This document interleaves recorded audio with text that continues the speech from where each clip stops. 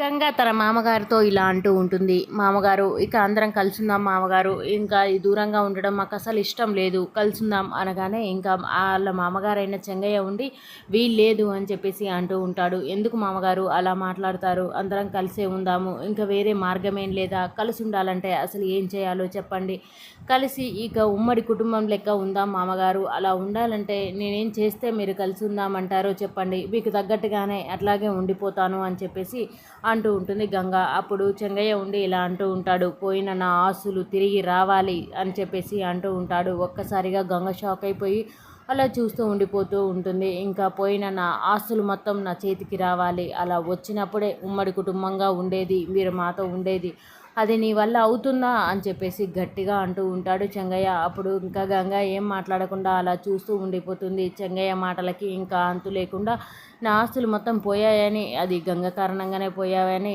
నీ వల్ల అవుతుందా, నా ఆస్తులు మొత్తం తిరిగి నాకు సంపాదిస్తే కానీ అప్పుడు నువ్వు నాతో కలిసి ఉండవు అన్నట్లుగా మాట్లాడుతూ ఉంటాడు చెంగయ్య. మరి గంగ దానికి ఏం సమాధానం చెప్తుందో ఏందో అనేది నెక్స్ట్ సీన్లో చూద్దాం. ఈ వీడియో కనుక మీకు నచ్చినట్లయితే please do subscribe. Thank you for watching friends.